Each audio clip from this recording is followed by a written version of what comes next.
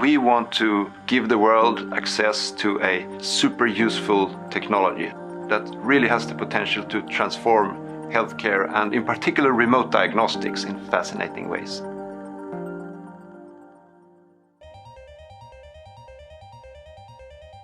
Disruptive Subdermals is a company specialized in implantable microelectronics. We are particularly focused on tiny injectable chip implants that don't have a battery. The way they work is that you inject them under the skin, and then when you want to do a reading with using the sensors of the implant, you just swipe on the outside of your skin with your smartphone. That activates the implant, it does a reading, and then the data is transferred to the phone. In this way, we want to enable people to read their vital body parameters at any time and in any setting, really. The purpose of this study is to compare temperature measurements via this new subdermally implanted device compared to traditional temperature measurement techniques.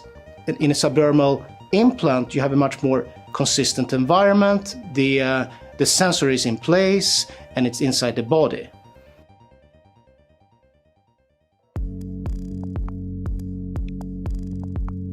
So I have 2 implants that are temperature sensors that measure my body temperature. I have one in my stomach and one in my right arm.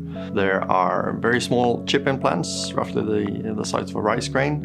It's very easy to read it. You just basically swipe your phone over the chips. The installation was actually fairly simple. I almost didn't even realize it was put in until it was done. Anyone who's used to tweezing their eyebrows or hitting their small toe on something, that's so much worse. I go into the app. I go to read temperature. So I'll just open it up. And there we go. Now it says 33 degrees is the abdomen sensor value. And it's that simple.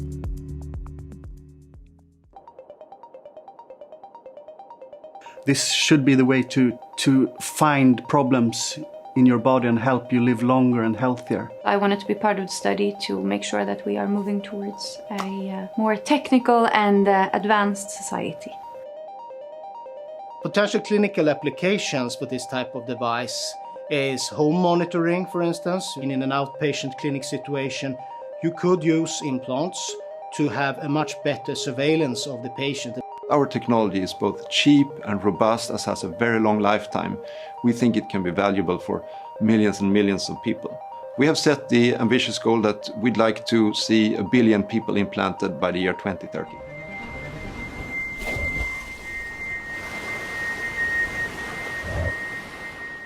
I had just finished my freshman year of college.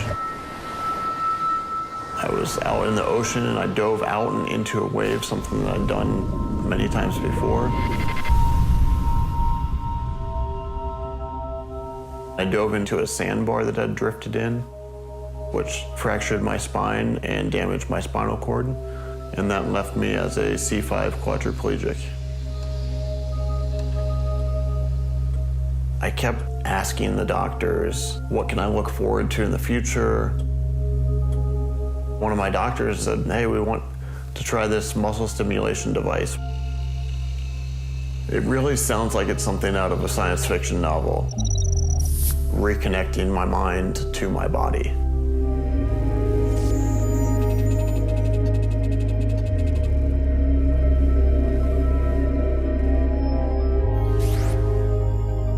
Spinal trauma is one of the toughest problems in medicine. There's currently no biological way of healing severe damage to the spinal cord. Recently, scientists have started developing a workaround, creating an artificial link between the brain and the body.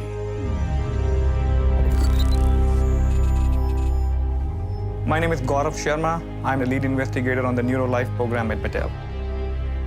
So NeuroLife is an electronic neural bypass technology that can link the brain directly to the limb it controls. We are developing this technology for people with paralysis due to spinal cord injury so that they can regain control of their own hand. Ian Burkhardt is our first patient in this study.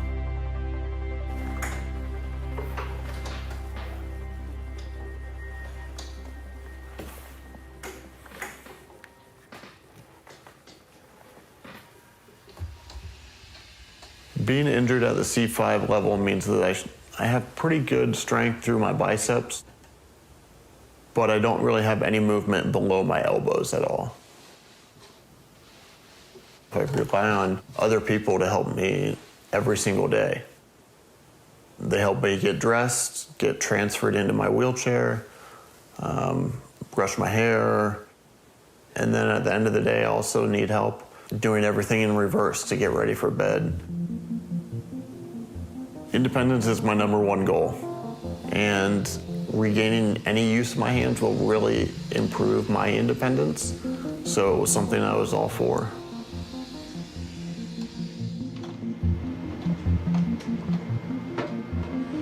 You good? Yeah. So this technology has 3 main components.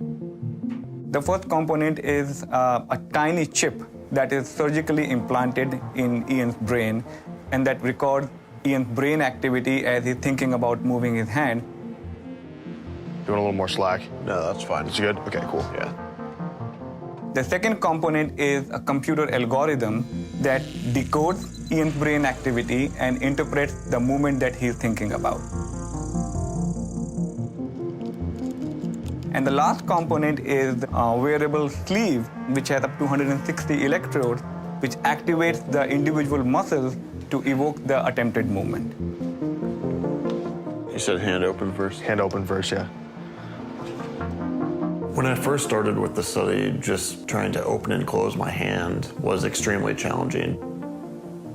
I never had to think about moving my hand. It was just something that naturally happened. So it was something that took a lot of mental strength. Okay, you ready? Yeah.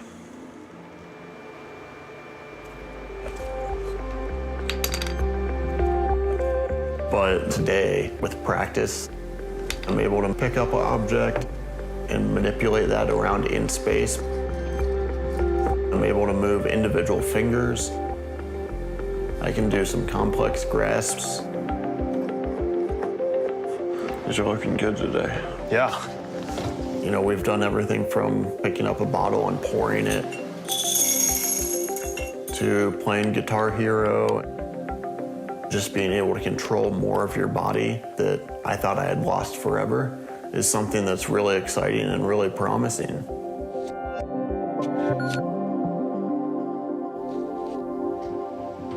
All right, so I think we're going to need to move some of these things out of the way. As Ian gets better at using his hand, the researchers give him new challenges. This is his first time trying this homemade battleship game, and the results are a mixed bag.